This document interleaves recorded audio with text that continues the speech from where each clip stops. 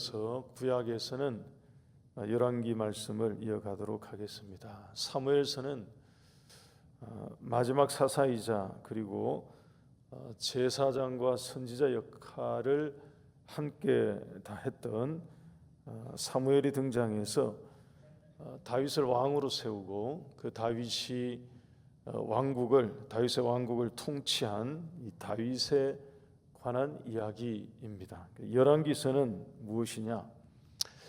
그 다윗 이후에 등장한 왕들이 세워진 왕들이 유다와 이스라엘을 다스린 그들에 관한 그 열 왕들에 관한 기록이 이 열왕기서입니다. 이 사무엘서와 열왕기서 연속되어 있죠. 이 두 책의 중심 내용이 무엇이냐 하면 인간이 원했고 인간이 요구해서 세운 이 땅의 왕국은 결국에 종말을 고한다 하는 것을 가르쳐주는 그런 성경입니다. 왜냐하면 여러분 사무엘서의 시작은 왕정의 시작으로 볼 수 있습니다.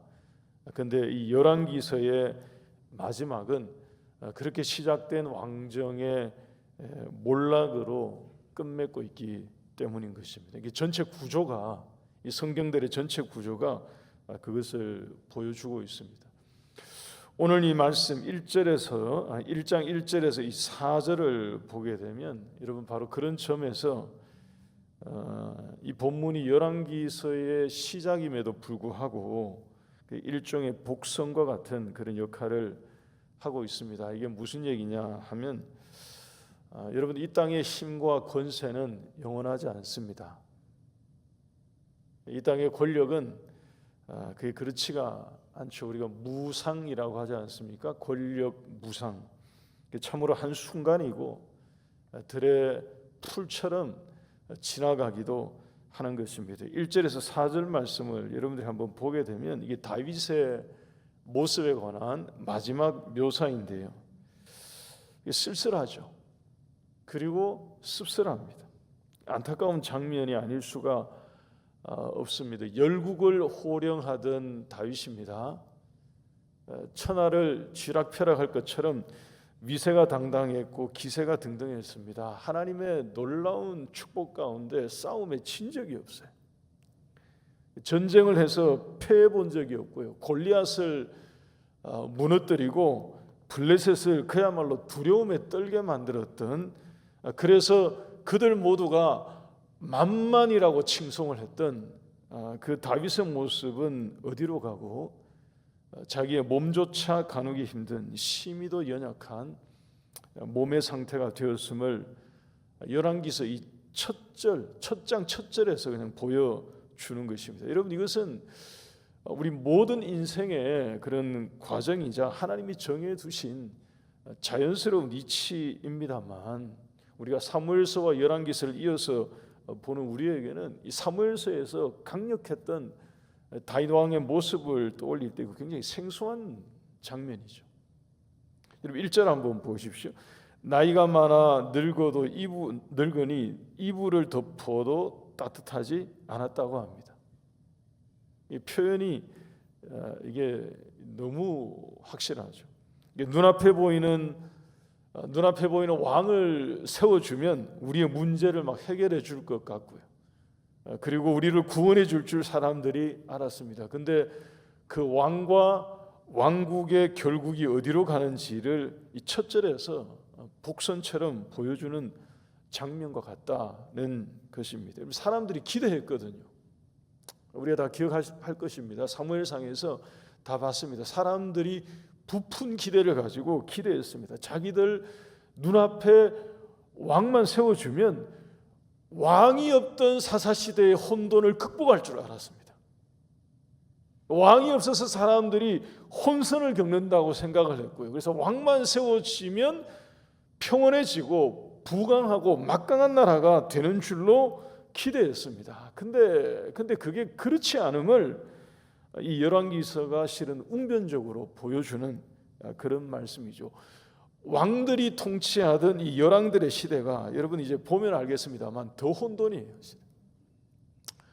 더 혼란스럽고 더 혼돈이고 점점 쇠락해져 갖고 결국 망국의 길로 가고 말았던 것입니다. 하나님이 전적으로 통치하던 그때가 맞았거든요. 이들 모두가 주의 인도하심을 받던 그것이 길이었는데 그 엉뚱하고 잘못된 길을 덮어놓고 요구했다가 그 결말이 마치 이 1절처럼 이불을 겹겹이 덮어도 더 이상 따뜻하지 않은 그런 형국으로 가고 말았던 것입니다. 교회 여러분, 하나님이 우리의 왕되심을 우리의 중심으로부터 인정하고 고백할 수 있기를 바랍니다. 우리의 가정과 우리의 나라도 정말로 하나님이 왕되시는 그런 가정과 나라가 되기를 간절히 소망합니다. 여러분, 그럴 때 거기에 영구한 희망이 있는 거예요. 그럴 때 이 열왕기서는 우리가 이제 보게 될 이 열왕기서는 그렇지 않고 사람들이 이 왕들에게 희망을 두었다가 그 희망이 절망을 넘어서 멸망으로 갔음을 가르쳐주는 그런 말씀입니다. 우리가 열왕기서 이제 공부하는 동안에 함께 읽고 묵상하고 공부하는 동안에 우리 하나님의 왕되심을 가슴 깊이 다시 새기는 그런 시간이 되기를 간절히 바랍니다. 오늘 이 본문의 말씀은 그 첫 장부터 방금 전에 말씀드린 이 점을 확인하게 보여주는 내용입니다. 5절 한번 보십시오. 오늘 본문 5절 보시면 그때에라고 하죠. 여러분, 여기 그때가 언제이냐? 다윗이 노새에서 1절에서 4절처럼 이렇게 하고 있을 그때입니다. 다시 말해서 왕으로서 아무 일도 할 수 없을 때가 되었을 때, 바로 그때에 누가 나타났느냐? 5절 계속 보십시오. 핫깃의 아들 아도니아가 스스로 높여서 이르기를 내가 왕이 되리라 하고 자기를 위하여 병거와 기병과 호위병 50명을 준비한 것입니다. 여러분, 여기에 밑줄을 화면 보세요. 밑줄을 밑줄로 표시해 드린 것을 주목하시기 바랍니다. 스스로 높여서, 그 다음에 내가 왕이 되리라, 그리고 세 번째 자기를 위하여. 아도니아의 마음속에 이 사람이 무엇을 품고 준비했느냐, 무엇을 품고 무엇을 준비했느냐 하면 스스로 교만한 마음, 그리고 두 번째는 내가 나를 왕의 자리에 앉히겠다는 그런 계획이죠. 그리고 세 번째는 자기 자신을 위해서 이 일을 도모하고자 했던 것입니다. 여러분, 이 세 가지는 전부 왕을 허락하신 하나님의 뜻에 위배되는 것입니다. 지난 금요일 저녁에 오신 분들은 말씀을 들었겠습니다만, 여러분, 하나님 앞에 스스로 이 높아지는 교만함은 하나님의 눈앞에는 치명적인 약점입니다. 아무리 뭔가를 할 만한 능력이 있고 실력이 있고 뭔가 대단한 무엇이 설령 있다 하더라도 하나님의 눈앞에 이 교만함을 갖게 되면 이것은 가장 약한 것이 되어버립니다. 6절을 한번 보십시오. 아도니아가 6절 말씀 보게 되면 이거 스펙이라고 볼 수 있습니다. 아도니아에게는 압살롬 다음에 태어났다고 되어 있죠. 다윗의 넷째 아들이라는 뜻인데요. 이 얘기는 지금 현재 시점에 다윗의 왕위를 계승할 첫 번째다, 이런 뜻입니다. 왜냐하면 장자인 암논은 이미 죽었거든요. 누가 죽였느냐? 압살롬이 죽였습니다. 압살롬은 셋째 아들이었습니다. 그런데 압살롬은 전쟁에서 죽었습니다. 그러니까 첫째 아들과 셋째 아들은 이미 죽었어요. 다윗의 둘째 아들은 성경에 이름은 있지만 존재감이 거의 나오지 않습니다. 어머니가 아비가일이었는데요. 아비가일이 아마 자기가 낳은 이 아들에게는 왕될 생각을 아예 하지 말라고 얘기했던 것으로 추측이 됩니다. 왜냐하면 이 소위 말해 이 권력 다툼 가운데 죽어가는 이 피비린내 나는 이런 것이 있기 때문에 아예 가만히 있으라고 하지 않았을까, 이렇게 추측합니다. 존재감이 거의 없어요. 그래서 아도니아는 생각할 때 다윗의 왕위를 이어갈 자기가 정통한 적자라고 생각을 했을 것입니다. 게다가 6절 말씀 계속 보시면 용모가 준수하고요, 다윗으로부터 싫은 소리를 한 번도 듣지 않은 귀한 아들입니다. 6절에 있는 이 내용만 보게 되면 다윗의 뒤를 이어서 왕이 되고도 남을 위인이지만, 여러분 스스로 높여서 내가 왕이 되리라고 품은 이 교만한 마음, 하나님 보실 때의 이 마음, 여러분 이것은 그의 모든 스펙을 삼키고도 남는 그런 약점이 되는 그런 것이죠. 여러분 더 나아가서, 여러분 왕은 누가 세우십니까?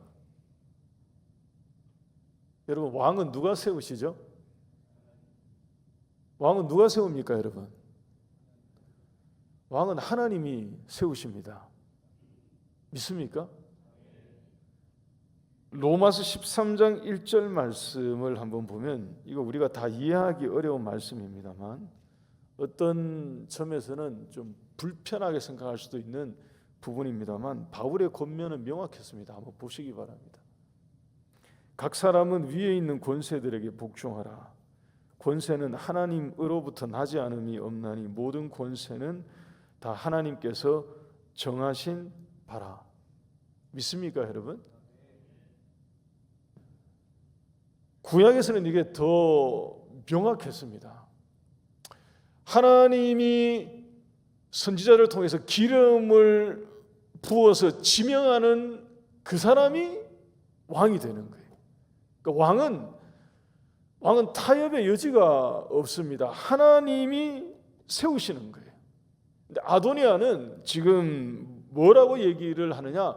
자기 스스로 자기 자신을 왕의 자리에 자기가 올려놓겠다고 했던 것입니다. 내가 왕이 되리라, 이 뜻은 뭐냐 하면 내가 나를 왕의 자리에 내가 올려놓겠다, 이런 뜻이거든요.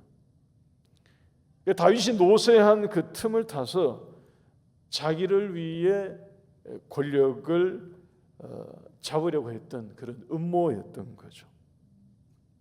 그런 영모와 같은 그런 것이었습니다. 여러분 여기에서 이 장면에서 우리가 유념하여 살피고자 하는 것은, 이제 이 아도니아의 이런 행동, 이런 계획을 보고 두고, 일을 두고 사람들이 주의 뜻을 어떻게 분별했느냐 하는 것입니다. 여러분 오늘 말씀에 보게 되면 1장에 보면 하나님의 뜻을 분별하지 않는 사람들도 있고요, 분별하지 못하고 분별하지 않는 사람들도 있고, 하나님의 뜻을 분별하는 사람들도 있습니다. 먼저 7절을 보십시다. 오늘 본문 7절을 보시면 두 사람의 이름을 주목해 주시기 바랍니다.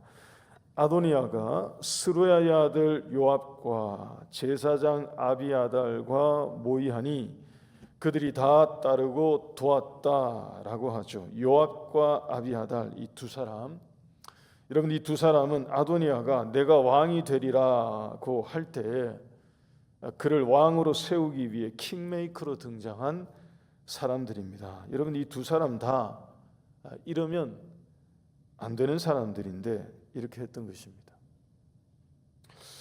요압이 어떤 인물이냐, 여러 차례 말씀드렸습니다. 사무엘서에서 정말 많이 나온 다윗의 최측근 군대 장관이었습니다. 이미 제가 수차례 설명을 드린 것으로 기억을 합니다. 다윗 왕국의 공신 중에 공신이에요. 그럼에도 불구하고 왕이었던 다윗보다가 항상 자신의 뜻을 더 앞세웠던 그런 사람입니다. 군대에 힘이 있었기 때문에 다윗도 요압을 군대 장관으로 두면서도 어찌하지 못한, 다윗은 요압 때문에 눈물도 흘렸고요, 그리고 요압 때문에 분노했던 적도 있습니다. 그럼에도 불구하고 내치지 못하고 있던 자리에 계속 있게 두었지만 결국 여러분 끝에 이렇게 보십시오. 결국 다윗이 약해졌을 때 다윗을 떠나는 것을 보기 바랍니다. 요압은 다윗을 따르는 것처럼 보였지만 이 사람은 결국 자신을 따른 인물이었고요, 하나님의 뜻을 구하기보다는 자기의 판단을 구한 그런 인물이었습니다. 준수하고 자기의 눈에 준수하고 훌륭해 보였던 아도니아가 왕이 될 상이라고 판단을 했던 그런 거죠. 그래서 다윗에게 등을 돌리고 아도니아와 이 일을 도모하기 시작한 것입니다. 7절을 보게 되면 거기에 나오는 또 한 사람 제사장 아비아달도 여러분 크게 다르지 않았습니다. 요압처럼 처음부터 다윗과 함께했던 제사장이었습니다. 다윗이 사울에게 쫓겨다닐 때도 다윗과 함께했고요. 그리고 그 뒤에 압살롬의 반역이 일어났을 때도 여러분 이 사람은 아비아달은 다윗의 편에 섰던 실은 충성된 대제사장이었습니다. 근데 마지막에 와서요. 맨 마지막에 와서 그의 오래된 친구와 같은 사람이죠. 다윗 왕은 그의 오래된 친구이자 왕에게서 등을 돌린 것입니다. 교회 여러분, 이런 장면은 우리에게 실은 던지는 교훈이 이게 적지 않습니다. 이것도 마찬가지. 여러분 지난 금요일 집회할 때, 금요 집회들을 할 때 제가 말씀을 드렸습니다. 바울이 디모데에게 하나님의 좋은 일꾼 되라고, 하나님의 신실한 일꾼이 되라고 7가지 권면을 이렇게 그러니까 권면한 내용을 7가지로 정리해서 말씀드린 내용이 있습니다. 여러분 화면에 나오는 내용 중에 4번째와 7번째를 한번 보십시오. 이렇게 해야 예수 그리스도의 좋은 일꾼이 되고 하나님의 좋은 일꾼이 된다라고 쭉 권면한 내용 중에 어떤 사람이 하나님의 참된 일꾼인가 보니까 충성을 다하는 사람입니다. 그리고 7번째 마지막에 보니까 동시에 한결같은 사람이에요. 다른 말로 하면 마지막까지 변함이 없는 사람, 마지막까지 변치 않는 마음을 가지고 왕을 섬기는 그런 정말 충신이 필요한 그런 순간이죠. 최후의 순간까지 다윗에게 등 돌리지 않을 그런 신하가 필요한 순간인데, 요압과 아비아달은 노쇠한 다윗에게 더 이상 볼 것이 없다고 생각을 했는지, 더 이상 나올 게 없다고 생각을 했는지 다윗을 택했던 하나님의 뜻을 마지막에 저버린 것입니다. 요압과 아비아달이 이렇게 했다면, 근데 여러분 이들만 있었던 것은 아니고요. 하나님의 뜻이 아도니아가 아니라 다윗을 통해 솔로몬에 있다는 것을 알고 분별한 사람들도 있었습니다. 8절을 보시기 바랍니다. 본문 8절을 보시면 사독, 브니야, 나단, 시므이, 레이, 그리고 일단의 다윗의 용사들이 나오죠. 이들은 아도니아와 뜻을 같이 하지 않은 것입니다. 그 중에 나단이 이제 11절 이하의 말씀을 쭉 보게 되면 밧세바를 통해서 다윗에게 메시지를 전하게 됩니다. 13절 말씀, 본문 13절 우리 함께 같이 읽겠습니다. 13절입니다. 같이 읽습니다. 시작. 당신은 다윗 왕 앞에 들어가서 아뢰기를 내 주 왕이여, 전에 왕이 여종에게 맹세하여 이르시기를 내 아들 솔로몬이 반드시 나를 이어 왕이 되어 내 왕위에 앉으리라 하지 아니하셨나이까? 그런데 아도니아가 무슨 이유로 왕이 되었나이까 하소서. 그러니까 나단은 뭔가 알고 있었던 겁니다. 이 나단 선지자는 분명히 뭔가 사전에 알고 있었어요. 노쇠한 다윗이 지금 정신이 오락가락하고요, 깜빡깜빡해서 실은 다윗이 자기가 이전에 알고 있던 것을 놓치고 있었거든요. 다윗이 기력이 약해지니까, 실은 여러분 그렇지 않습니까? 육신의 기력이 약해지면 정신의 기력도 약해질 수밖에 없습니다. 다윗이 지금 몸이 약해지니까 정신이 오락가락하고 있는 게 맞아요. 그래서 나단 선지자 이 사람의 역할이 참으로 귀한 것입니다. 여러분 충신은 어떤 사람이냐? 이런 사람들이 충신. 충원은 이런 게 충원인 거죠. 왕이시여, 당신이 말했습니다. 솔로몬이 반드시 나를 이어서 왕이 되어 왕위에 앉을 거라는 것을 당신이 얘기를 했다는 거예요. 근데 지금 아도니아가 음모와 영모를 꾸미고 있는데 가만히 계시는 것입니까? 라고 쇠퇴해진 다윗의 기억과 분별력을 일깨워 주고 있는 그런 것입니다. 본문의 뒤따라 나오는 내용도 실은 다 같은 것입니다. 여러분이 13절에 이 나단이 바세바를 통해서 전하고자 한 이 얘기, 여러분 이 얘기가 과연 사실일까요? 다윗이 왕으로 솔로몬을 지명했다는 나단의 이 말은 정말인가 하는 것입니다. 사실입니다. 이것은 나단이 명확하게 알고 있었습니다. 화면에 나오는 이 두 구절을 참고해 주십시오. 역대상 22장 9절과 28장 5절 말씀입니다. 다윗이 살아 생전에, 그러니까 왕성하게 활동하고 있을 때 이미 솔로몬에게 했던 얘기입니다. 여호와의 말씀이 다윗에게 임하여 이르시되 보라, 한 아들이 내게서 나리니 그는 온순한 사람이라. 내가 그로 주변 모든 대적에게서 평온을 얻게 하리라. 그의 이름을 솔로몬이라 하리니 이는 내가 그의 생전에 평안과 안일함을 이스라엘에게 줄 것임이니라. 그러니까 왕으로 솔로몬을 지명하신다는 말씀이에요. 이어서 28장 5절도 보시면 여호와께서 여러 아들 중에서 내 아들 솔로몬을 택하사 여호와의 나라 왕 위에 앉혀 이스라엘을 다스리게 하려 하신다. 여러분 이 얘기는 다윗이 한 얘기거든요. 그러니까 다윗은 그의 통치 기간 중에 하나님으로부터 하나님의 이런 뜻을 들었던 것입니다. 그러니까 나단은 다윗이 하나님으로부터 이런 뜻을 확인했고 들었다 하는 것을 나단은 알고 있었던 거죠. 다윗이 노새에서 이불을 덮어도 더 이상 따뜻해지지 않는, 그래서 분별력을 잃고 기억력이 희미해졌을 그때에 나단은 다윗에게 하나님의 뜻이 이것이었습니다. 하나님의 뜻이 이것인데 지금 이러고 계시면 어떡합니까? 라고 나단은 다윗에게 이것을 깨우쳐 주었던 것입니다. 주님의 뜻은, 여호와 하나님의 뜻은 분명했습니다. 솔로몬에게 있었고요. 솔로몬에게 있다는 것을 다윗도 알고 있었고요. 그리고 나단 선지자도 알고 있었고요. 그래서 그 뜻을 따라서 하나님이 세우시고자 하는 그 왕을 세우고자 한 이 사람들도 본문을 보니까 이렇게 있었던 것입니다. 여러분, 오늘 이 말씀을 통해서 우리가 무엇을 교훈으로 붙들고 적용해야 하는가 그럴 때 한 가지가 명확해지는 것입니다.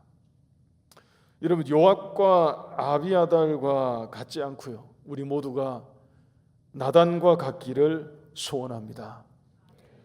여러분, 나라의 지도자와 또 나라의 일꾼을 여러분 세울 때가 되면, 앞으로 세우게 되면, 그리고 모든 그런 일들을 우리가 만나게 될 때, 여러분 그게 대통령이 되었든 국회의원이 되었든 아니면 도지사가 되었든 성남시장이 되었든 도의원이 되었든, 여러분 외적인 조건이나 내가 선호하는 것을 따라 선택하는 것이 아니라 기억하십시다. 하나님의 뜻이 어디에 있는지를 보고 나단처럼 그런 지도자를 세우는 하나님의 말씀에 분별력이 있는 우리 모두가 되기를 바랍니다. 여러분, 그리고 누가 하나님의 뜻을 알고 이루어 갈 것인지를 살피고요, 거기에 서 있는 사람들이 나라의 일꾼이 되기를 우리가 구해야 할 줄 믿습니다. 여러분, 나단이 지금 그 일을 하고 있는 것이고요, 분별력이 약해진 다윗을 도와서, 실은 다윗의 이거 마지막 사명 아닙니까? 다윗의 마지막 사명이거든요. 다윗의 마지막 사명을 성공적으로 완수할 수 있도록 도와주었던 사람이 바로 이 나단이죠. 실은 다윗은 이 마지막에 와서 일을 크게 그르칠 뻔한 것입니다. 그러니까 나단이 도와주어서 하나님의 그 예언을 바르게 성취할 수 있었던 거죠. 여러분, 아도니아나 요압이나 이 아비아달과 같은 이런 인물이 되지 말고 나단과 같이 하나님의 말씀과 주의 뜻에 분별하여 충실한 우리 모든 성도들이 되시기를 주의 이름으로 간절히 축원합니다. 우리 같이 찬송하고 기도하도록 하겠습니다.